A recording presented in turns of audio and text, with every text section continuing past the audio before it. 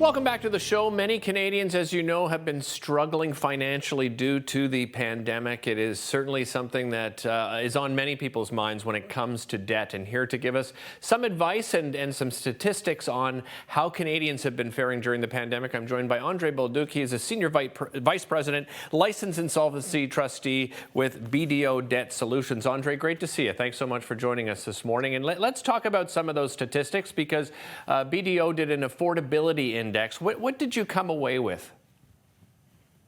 Yeah, it was our fourth annual BDO Affordability Index. And what we found is that the pandemic is eroding the standard of living for some Canadians, many of them, in fact. And the rising cost of living is adding to this burden. So, for example, we know that half of Canadian households are living paycheck to paycheck.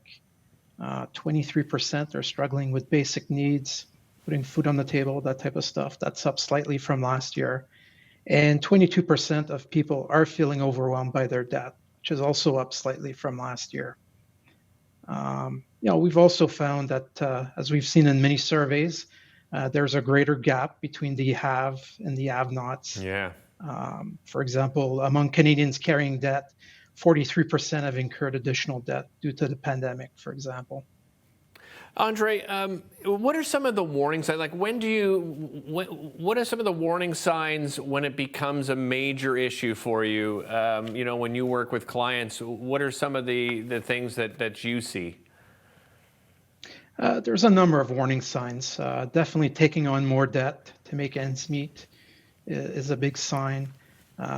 Having your lines of credit and credit cards maxed, using one creditor to pay the other, what is known as robbing Peter to pay Paul, missing payments, being laced on payments, and just, if you're arguing about money with your partner, avoiding to deal with debt issues, or just have general unease about your finances. At what point those are all red flags or warning signs. Yeah. Andre, at what point should you start seeking help? You should seek it as soon as possible. So when you see those warning signs, that's a big indicator you should be seeking help. There's no cost to get help. You can consult a licensed insolvency trustee at no cost, and we're available in person, video, or phone. It's an intimidating situation that you find yourself in. As you said, it's a difficult conversation. Many couples don't have a conversation about finances, and then all of a sudden you find yourself in trouble. What sort of solutions are available out there? Because it's not a one-size-fits-all situation, right? It's not. I mean, we go through a pretty thorough assessment when we meet with people.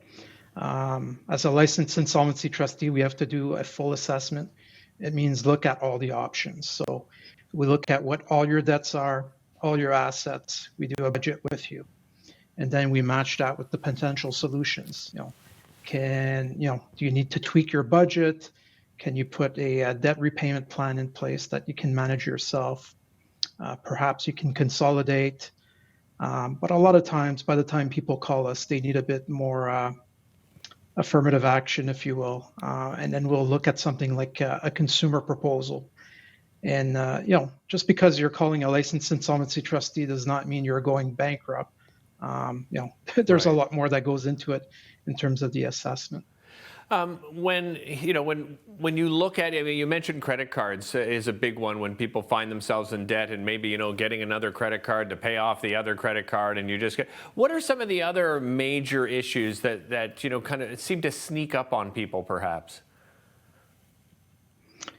Well, generally when people are carrying too much debt, they're very highly leveraged. So if something happens like a health issue, that causes you to miss work, or you have to go on disability where your full salary is not covered. Other situations we see often is a marriage breakup or a relationship breakup. That's a tipping point for a lot of people. And when you're highly leveraged and you split into households, or your income is interrupted, because like I said, half of Canadian households are living paycheck to paycheck, that's often what puts them over the edge. Andre, do you see those money loan businesses being a big problem? I mean, the interest rates are definitely astronomical, right?